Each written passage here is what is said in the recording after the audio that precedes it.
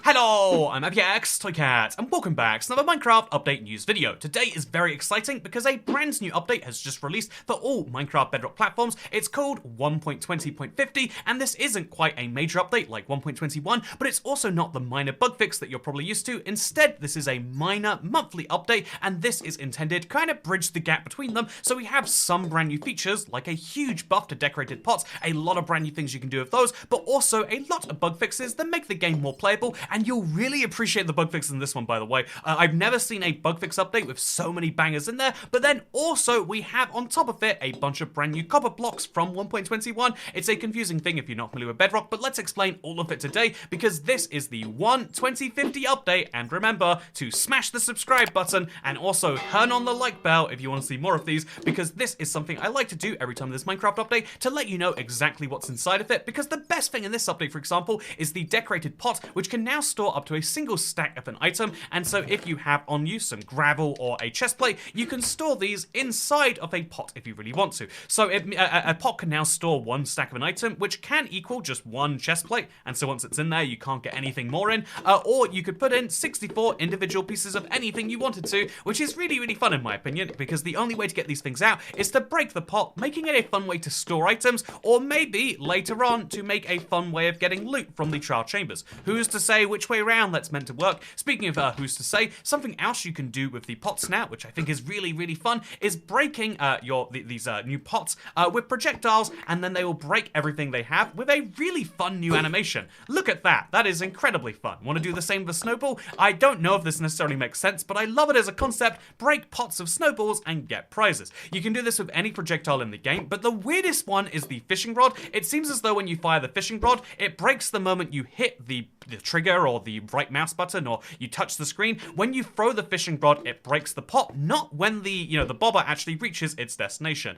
This can, I'm sure if there's some way to like rotate it around that would happen. However, as you can see, I press the button and before the bobber has even gone anywhere, the pot is broken. Very, very, very strange stuff, and maybe a bug mixed in with there. Indeed, there's another fun bug that relates to maybe some dragons and some weird stuff later we'll have to dive into. But for now, this is one of the more fun bugs that you can find with the features in this. But for the most part, it's a very, very fun feature that can do some interesting things. So here's another example. You can stack decorated pots and they'll go up to 64 as long as they've got identical designs. This is something you couldn't do before, and I thought it was so ridiculously idiosyncratic. Now pots will stack, and it means that one stack of a pot, by the way, you can also store those pots inside of a pot, which makes it even more fun. One pot can equal 63 pots if you really choose to, or 65 pots, I guess, which is really, really, really fun. Speaking of really fun, here's another fun thing you can do. You can fill and empty these with hoppers, droppers, or any other piece of redstone, meaning you can make redstone based around the pot. So here is a hopper that goes into a decorated pot, and then we've got a redstone comparator on the other side, which means that all we have to do is throw a few pots in there, and once we reach the right number, we can go through the door. We have pot-based redstone, which sounds like a recipe for disaster. It sounds like it'd be a very slow version of redstone that wouldn't achieve very much in the end goal of things, but would probably just laugh at it. But instead, nope, we have pot-based redstone, and it actually works. What a surprise, I know. Speaking of surprises, the brand new bat model is actually a part of this update. Minecraft is putting a lot more work into making sure features like this that don't really need to wait for a major update don't have to, and so when they redesign the bat, it can come straight to the game. A little late for Halloween, admittedly, but still, it's better late than never is what we all like to say. Speaking of what we like to say, realms have a bunch of new upgrades now, but the simplest ones are that realms are now available in the preview/beta if you have an active Bedrock realm subscription, so that's useful, but it's more affecting beta players. However, what will affect everyone is the fact that realms can now be launched from a deep link, and realms larger than 1 GB can be downloaded on Xbox. What this one means, in case you hear that and say, what is a deep link? That doesn't make any sense. A link that looks something like this, you can click on and it will load straight into a Minecraft realm. This is something that you've been able to do with the Minecraft store for a while. You could click a link like this and it would take you to the IBX Toy Maps page. Wow, and then you could learn more about great maps like the Toycat Let's Play world, which is available for download. But yeah, you can click these links and you can see things in the marketplace. So I think allowing players to do this with the realms actually makes some sense. I highly doubt it's ever going to be realistically abused, but if you disagree with that, let me know in the comments down below, because I feel like it's one of those big just positives in my opinion. But I do see that some people feel a little bit uneasy about stuff like that. But I think something technology. Speaking of something technology, here are some evokers that I have trapped into a lovely glass box so that they don't murder me. And here's something fun about them. Woodland Mansions, so a fun fact about the Evoker and the Vindicator is that now, after they switch to peaceful, they will be despawned. Previously, you could play around with them in peaceful and they just wouldn't harm you, but now they will despawn entirely, and so I'm going to set my game mode to peaceful, and oh, they're all gone. But here's the painful thing, like the Elder Guardian, when you set the game back to easy, they won't respawn, meaning that you can accidentally remove all of your opportunities of getting a Totem of Undying, or Iron Axes, or whatever loot you want, the Emeralds even.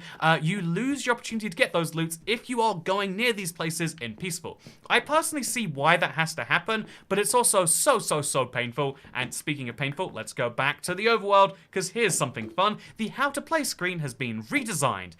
This is something that's fairly simple. If you've never seen this, by the way, just hop into your game mode and go to how to play, and you can see that it's gone a little better. Minecraft used to argue that they didn't need a tutorial world like the console had. Well, you'll remember the legendary tutorial because they have this how to play section, and I thought it was the most ridiculous thing, but they have added images to this now, and they made it a little bit easier to read. I think this is it's charming if nothing else. It's not as good as an actual world to learn from. I think that was definitely the way to go, but they have now made it something that might teach some people sometimes, which is as good as we can ask for. Speaking of as good as we can ask for, there is a new game rule. Show recipe messages when false. Recipe unlocking messages will no longer show up. Also, we have something, wait, actually, so let me show you an example of this. So I'll grab 3 things, and wow, no recipes have appeared, and then we'll set it to, I guess it's stuck on false now. Speaking of setting things on false, here's something, another game rule you can do. So this one is called Game Rule, projectiles can break blocks. This is one of those weird rules that you're gonna see at some point and be like, what does that really mean? So it's important you pay attention now. There is, when this is set to true by default, which means that you can now break chorus flowers. So if I have a fishing rod and I really try, I think I might be, there we go, I can break the chorus flower. I can do the same using any other projectile I have, so let's go ahead and let's grab a bow right now, and let's use the bow to shoot down these, and we can break all sorts of blocks with these, like pots and flowers and, dripstone, for example. However, if you go and you turn this setting to false, which again, is currently a command line thing, if you set this to false, you will not be able to break any of those things. This is very bizarre to look at, in my opinion, but it might be something you want if you want pots to be broken by hand, or if you don't want people to be breaking chorus flowers for any reason. It's an interesting new game mode rule that I don't think a lot of people will use, but I guess map makers might appreciate, and maybe indeed you will in your world if you play with commands on. Speaking of commands on, when mobs grow into adults, they are considered too large to fit into a boat, and or rather, when the mobs that are too large to fit into a boat are now automatically ejected from said boat.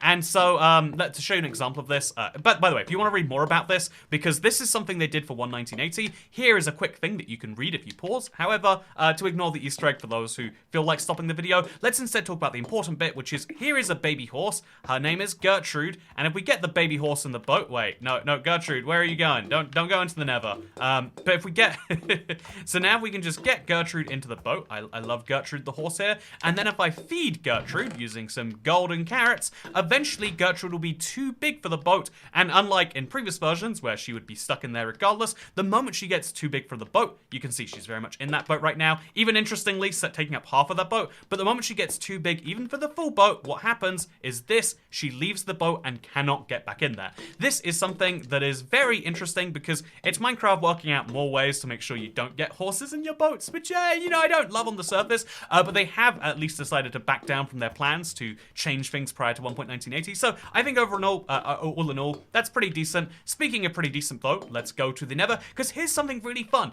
There is a Java parity that has been brought over to the Bedrock edition, which is basically that right now when you attempt to sleep in the Nether, you get a death message that you blew up. However, like on the Java edition, you'll soon be able to sleep in the Nether because there's basically it's intentional game design that you should sleep in the Nether, and so the parity is it'll be intentional game design that you can sleep in the Nether here. I'm really excited to do this. Like you can place down a bed and you can just go for a nap right here in the Nether. Look, Harrison's excited about it too. He's gonna be here as I go for my first Nether sleep.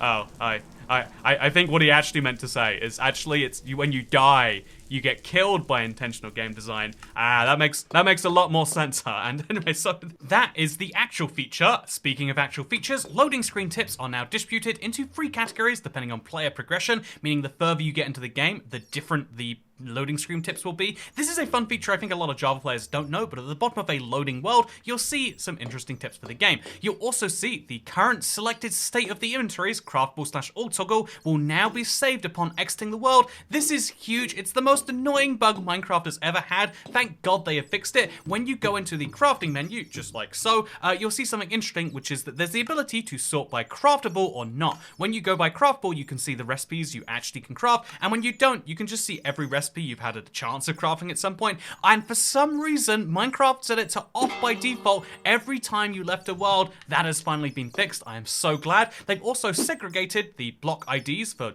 different stone variants and plank variants. Commands now use their respective names instead of stone planks with name afterwards. So instead of log 2, it's now dark oak wood. Instead of stone brick, it's a very nice little feature. Also, the hotbar has more opacity at the higher setting. They added a new world screen upon creation for selecting difficulty and game mode. This is interesting because even though you're looking at it right now, you might not see it in the base game, even as you downloaded the update. This is because it rolls out randomly to some players. Minecraft is doing interesting things with UI, and one of those things is only letting some players see the new variants just to test that it doesn't make more people quit the game or buy fewer things or whatever metrics they're measuring by. Very interesting. They removed the VSync toggle from the video settings menu. This is only affecting PC players, but it's a very interesting decision. VSync is something that you can do to set your frame rate of your game to make sure it syncs with the frame rate of your monitor. This is a big one to have because it prevents screen tearing, which looks like this. However, they've decided that not enough people use it or care about it, and so they've removed it. Also, all raid mobs can now join existing raids,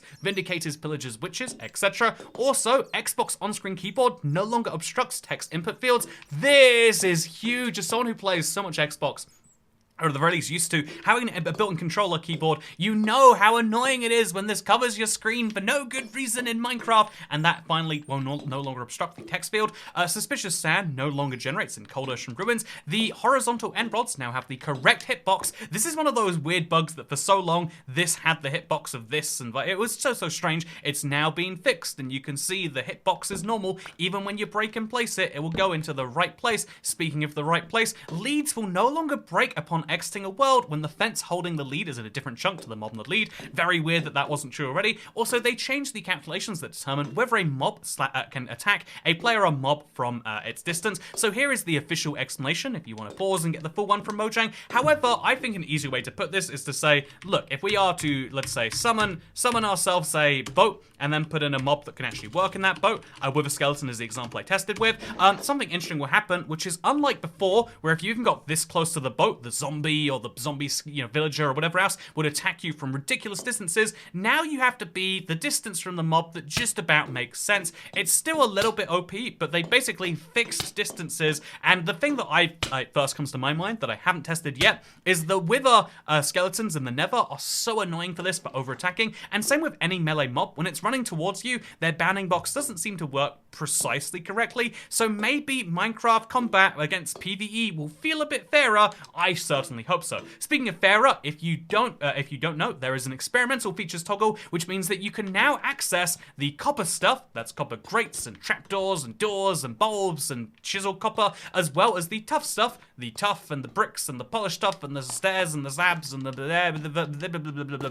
of this stuff is now accessible. And the only reason that I'm not going into more detail is because obviously most people who care about playing with new Minecraft features did so in the previews and the betas, and I've covered that in videos, so we won't repeat too much there. However, if you're playing on a PlayStation, a Nintendo Switch, and certain Apple platforms, you might really appreciate that you can now do these in the base game. If you don't have access to the preview and the beta, you can now have opinions on how the copper grates work, but this is a old version of the copper grate, so just keep in mind that you can't really see the feature as it's truly intended. And indeed, this only exists because this is how they test betas. They roll out the same thing at the same time, and so just keep that in mind. Also keep in mind that way more fun than any of that is something you can see right here. So Harrison and Ash really helped, but both the editors on this channel both helped to put together the video for this world. And so here's something fun that you might have noticed, or might not have noticed rather, is the fact that there is something, also wait, so Harrison's came up creative, there's something fun you can do with the Ender Dragon spawn egg and the Trial Spawner. This is because the Trial Spawner will have a version of whichever mob you put in there. So if we have, say, a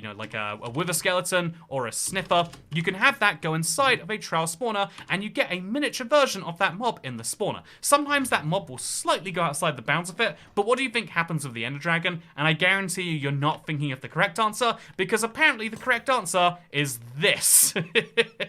You get a full-size Ender Dragon model, which means if you have a bunch of things, you can have a bunch of Ender Dragons. And even more fun than that, in my opinion, is the fact that even when you break the trail spawners, the giant dragons still stay there. So if you want to make a long Ender Dragon, now is your time. Speaking of your time, I hope that you've enjoyed your time with me for this video. Thank you again to Harrison and to Ash for helping put together this world, and thank you to you for watching. Make sure to stay subscribed to stay up to date with the latest in Minecraft updates, and obviously you can also see my latest Caveman series, where I'll be playing around with trial chambers, which personally are my favorite feature from 1.21, and I feel like if you're excited for the update toggles, 1.20.60, which will be out before the end of the year hopefully, will be the one that contains that. And actually probably realistically more like January now, because these monthly, medium monthly updates seem to come out on a more every month and a half to 2 month sort of basis. So look forward to seeing the next one as we get more exciting things fixed. But for now, thank you for watching. I hope you all enjoyed. Like the subscribe button and subscribe the like button, because I'll see you next time.